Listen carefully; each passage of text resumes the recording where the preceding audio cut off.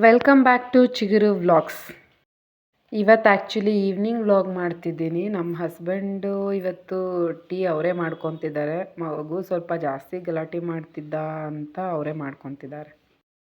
ಅವರು ಟೀ ಮಾಡ್ತಿದ್ದಾರಲ್ಲ ಅಂತ ನಾನು ಪಾಪನು ನೋಡಿಕೊಂಡು ನನ್ನ ಮಗಳಿಗೆ ಹೋಮ್ವರ್ಕನ್ನು ಹಾಗೆ ಮಾಡಿಸ್ಬಿಡ್ತಿದ್ದೀನಿ.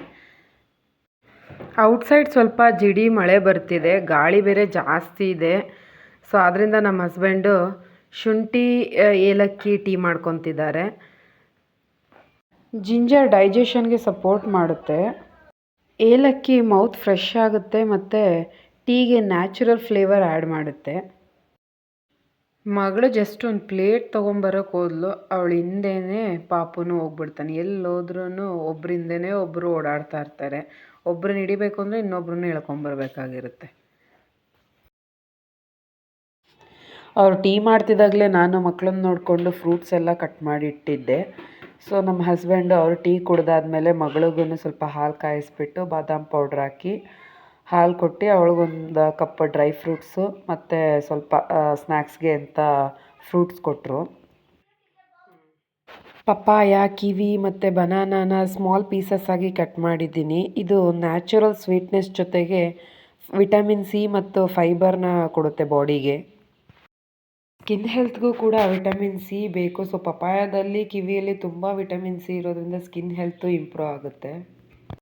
ಕಿವಿ ಫ್ರೂಟಲ್ಲಿ ಆ್ಯಂಟಿ ಆಕ್ಸಿಡೆಂಟ್ಸ್ ಜಾಸ್ತಿ ಇರೋದ್ರಿಂದ ಬಾಡಿ ಸೆಲ್ಸ್ನ ಪ್ರೊಟೆಕ್ಟ್ ಮಾಡೋಕ್ಕೆ ಹೆಲ್ಪ್ ಮಾಡುತ್ತೆ. ಇನ್ನು ಬನಾನಾ ಎಲ್ರಿಗೂ ಗೊತ್ತು, ಅದು ಕ್ವಿಕ್ ಎನರ್ಜಿ ಕೊಡುತ್ತೆ. ಸೊ ಪೊಟ್ಯಾಷಿಯಮ್ ಜಾಸ್ತಿ ಇರೋದ್ರಿಂದ ಮಸಲ್ಸ್ ಮತ್ತು ನಾರ್ಮಲ್ ಬಾಡಿ ಫಂಕ್ಷನ್ಸ್ಗೆ ತುಂಬ ಸಪೋರ್ಟ್ ಮಾಡುತ್ತೆ. ಮಕ್ಕಳು ಬರೀ ಫ್ರೂಟ್ಸ್ ಅಂದರೂ ಇಷ್ಟಪಡಲ್ಲ. ಸೊ ಅದರಿಂದ ಸ್ವಲ್ಪ ಸ್ಪೈಸಿ ಇರಲಿ ಅಂತ ಮಕಾನ ರೋಸ್ಟ್ ಮಾಡ್ತಾಯಿದ್ದೀನಿ.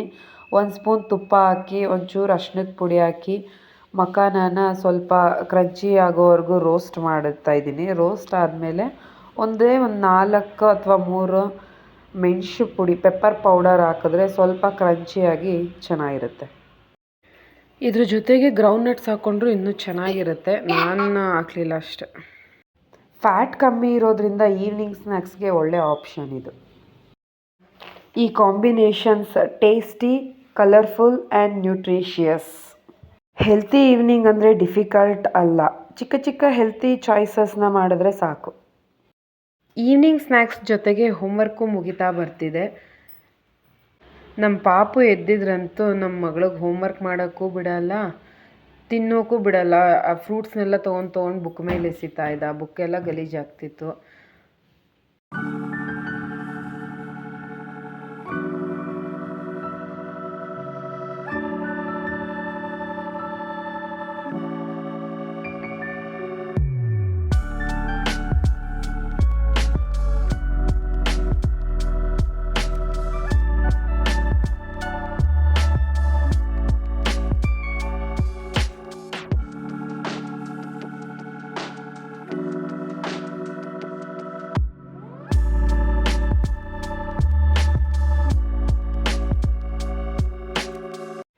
ಆಲ್ಮೋಸ್ಟ್ ಇಬ್ಬರು ಮಕ್ಕಳಿದ್ದಾಗ ಒಬ್ಬರು ನೋಡ್ಕೋತಾನೆ ಇರಬೇಕು, ಒಬ್ಬರು ಮಾತ್ರ ಕೆಲಸ ಮಾಡ್ಕೋಬೋದು. ಸೊ ಇವಾಗ ನಾನು ಅಡುಗೆ ಮನೆಗೆ ಹೋದೆ, ನಮ್ಮ ಹಸ್ಬೆಂಡ್ ಬಂದು ಮಕ್ಕಳನ್ನ ನೋಡಿಕೊಂಡು ಹೋಮ್ವರ್ಕ್ ಮಾಡಿಸ್ತಾ ಇದ್ದಾರೆ. ಸೊ ನೈಟ್ಗೆ ಅಂಥೇಳಿ ನಾನಿಲ್ಲಿ ತರಕಾರಿಗಳು ಕಟ್ ಮಾಡ್ತಾಯಿದ್ದೀನಿ. ತರಕಾರಿ ಗ್ರೇವಿ ಥರ ಮಾಡಿ ತರಕಾರಿ ಪಲ್ಯ, ಚಪಾತಿ ಮಾಡ್ಕೊಳ್ಳೋಣ ಅಂದ್ಕೊಂಡಿದ್ದೀನಿ. ನಾನು 3 ಮೂಲಂಗಿ, 1 ನವಿಲುಕೋಸು, 1 ಬದನೆಕಾಯಿ, ಸೊ ಒನ್ ಟೈಮ್ಗೆಲ್ಲ ಸ್ವಲ್ಪ ಕಮ್ಮಿನೇ ತರಕಾರಿ ಹಾಕ್ಕೊಂಡಿದ್ದೀನಿ. ಆಲ್ಮೋಸ್ಟ್ ನಮ್ಮ ಮನೇಲಿ ನೈಟ್ ಯಾವಾಗ್ಲೂ ಚಪಾತಿ ಇರುತ್ತೆ, ಇಲ್ಲ ಮುದ್ದೆ ಕಂಪಲ್ಸರಿ ಇರುತ್ತೆ. ಸೊ ತರಕಾರಿ ಎಲ್ಲ ಕಟ್ ಮಾಡಾದಮೇಲೆ ಕುಕ್ಕರ್ ಹಚ್ಚಿ 1 ಸ್ಪೂನ್ ಎಣ್ಣೆ ಬಿಟ್ಟು ಸ್ವಲ್ಪ ಸಾಸಿವೆ, ಸ್ವಲ್ಪ ಈರುಳ್ಳಿ, ಸ್ವಲ್ಪ ಕರಿಬೇವು ಹಾಕಿ ಒಂದು ಸ್ವಲ್ಪ ಫ್ರೈ ಮಾಡಬೇಕು. ಸೊ ಫ್ರೈ ಆದಮೇಲೆ ತರಕಾರಿಗಳು ಹಾಕ್ಕೊತಿದ್ದೀನಿ. ತರಕಾರಿ ಒಂದು ಸ್ವಲ್ಪ ಎಣ್ಣೆಲಿ ರೋಸ್ಟ್ ಆದಮೇಲೆ ರುಚಿಗೆ ತಕ್ಕಷ್ಟು ಉಪ್ಪು ಹಾಕ್ಕೊಂಡು ಮತ್ತೆ ರೋಸ್ಟ್ ಮಾಡಬೇಕು. ನಾವು ಡಿನ್ನರ್ ಇವಾಗ ಸ್ವಲ್ಪ ಬೇಗನೆ ಮಾಡ್ಕೊತಿದ್ದೀವಿ. 8 o'clock 8:30 ಅಷ್ಟರಲ್ಲಿ ನಮ್ಮ ಡಿನ್ನರ್ ಆಗೇ ಹೋಗುತ್ತೆ. ಬೇಗ ಮಕ್ಕಳು ಮಲ್ಕೊಂಡ್ರೆ ಬೆಳಗ್ಗೆ ಎದ್ದು ಸ್ಕೂಲಿಗೆ ರೆಡಿ ಆಗೋಕ್ಕೆ ಸರಿ ಹೋಗುತ್ತೆ ಅಂತ ನೈಟ್ ಟೈಮ್ ಸ್ವಲ್ಪ ಬೇಗ ಮಾಡ್ತಿದ್ದೀವಿ. ನಾನಿಲ್ಲಿ ಮಸಾಲೆಗೆ ಅಂತ ಮಿಕ್ಸಿಗೆ ಒಂದು ಹಿಡಿಯಷ್ಟು ಬೆಳ್ಳುಳ್ಳಿ ಹಾಕೋತಿದ್ದೀನಿ. ಇದು ನಾಟಿ ಬೆಳ್ಳುಳ್ಳಿ, ಅದರಿಂದ ಸ್ವಲ್ಪ ಸಣ್ಣ ಸಣ್ಣ ಇದೆ. 1 ಇಂಚು ಶುಂಠಿ, 1 ಬೆಳ್ಳುಳ್ಳಿ, ಸ್ವಲ್ಪ ಈರುಳ್ಳಿ, 2 ಸ್ಪೂನಷ್ಟು ಕಾಯಿ ತುರಿ. ನಾನು ಡ್ರೈ ಕೋಕೋನಟ್ಟೇ ಯೂಸ್ ಮಾಡ್ತೀನಿ. ಸೊ ಹಸಿಕಾಯಿ ಏನು ಜಾಸ್ತಿ ಬಳಸಲ್ಲ, ಡ್ರೈ ಕೋಕೋನಟ್ಟೇ ಬಳಸ್ತೀನಿ ಎಲ್ಲದಕ್ಕೂ. ಮತ್ತು 1 ಟೊಮೊಟೊ ಹಾಕೋತಾ ಇದ್ದೀನಿ. ಸೊ ಒಂದೇ ಟೈಮಿಗೆ ಮಾಡ್ತಾ ಇರೋದ್ರಿಂದ ಒಂದು ಟೊಮೊಟೊ. 2 ಟೈಮಿಗೆ ಸೇರ್ ಮಾಡಿದರೆ ಒಂದು 2-3 ಟೊಮೊಟೊ ಹಾಕೋತಿದ್ದೆ. ಸೊ 1 ಟೊಮೊಟೊದಲ್ಲಿ ಒಂದು 60% ರುಬ್ಬಕ್ಕೆ ಹಾಕೊತಾ ಇದ್ದೀನಿ. ಇನ್ನೊಂದು ಸ್ವಲ್ಪ ಮಿಕ್ಕಿರೋ ಟೊಮೊಟೊನ ಹಾಗೆ ಫ್ರೈಗೆ ಹಾಕ್ತಾಯಿದ್ದೀನಿ.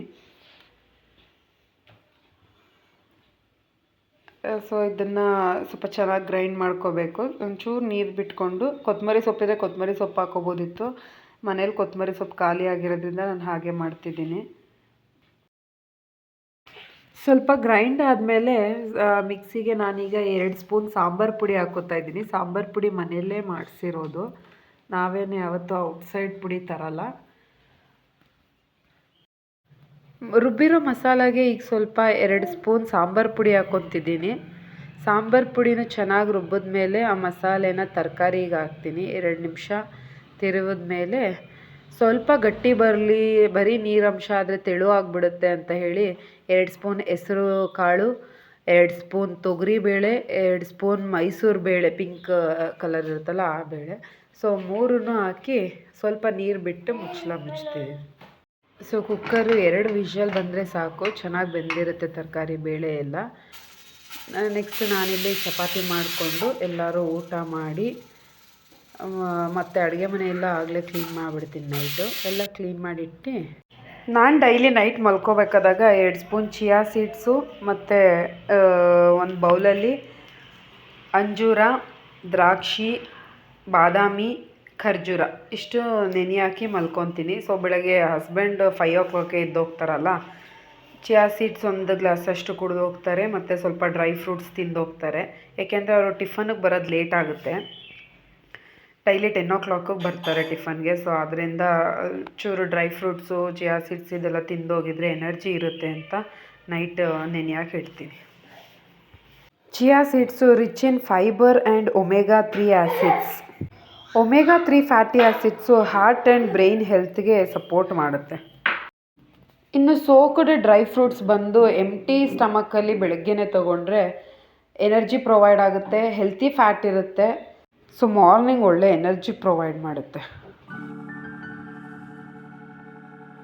ನಾವು 9-9:30 ಅಷ್ಟರಲ್ಲಿ ಮಕ್ಕಳನ್ನ ಬೆಡ್ಡಿಗೆ ಕರ್ಕೊಂಡು ಹೋದ್ರೂ ಅವ್ರು ಮಲಗೋದು ಮಾತ್ರ 10 ಮೇಲೆ ಆಗುತ್ತೆ. ಬೆಡ್ಡಿಗೆ ಬಂದಮೇಲೆ ಅವ್ರಿಗೆ ಎನರ್ಜಿ ಜಾಸ್ತಿ ಆಗಿಬಿಡುತ್ತೆ. ಇನ್ನು ನಮ್ಮ ಪಾಪು ಅಂತೂ ಮಗಳನ್ನ ಮಲಗೋಕ್ಕೆ ಬಿಡಲ್ಲ, ಅವನೇ ಹೋಗಿ ನಕ್ಕು ಆಟ ಆಡಿಸ್ತಿರ್ತಾನೆ.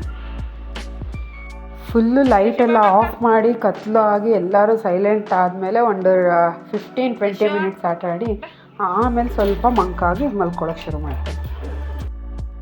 ಸೊ ಇದು ಇವತ್ತಿನ ಈವ್ನಿಂಗ್ ವ್ಲಾಗ್ ಆಯಿತು. ವಿಡಿಯೋ ಇಷ್ಟ ಆದರೆ ಲೈಕ್ ಮಾಡಿ, ಶೇರ್ ಮಾಡಿ. ಇನ್ನೂ ನನ್ನ ಚಾನಲ್ಗೆ ಸಬ್ಸ್ಕ್ರೈಬ್ ಆಗಿಲ್ಲ ಅಂದರೆ ಪ್ಲೀಸ್ ಸಬ್ಸ್ಕ್ರೈಬ್ ಆಗಿ, ಬೆಲ್ ಐಕಾನ್ ಪ್ರೆಸ್ ಮಾಡಿ.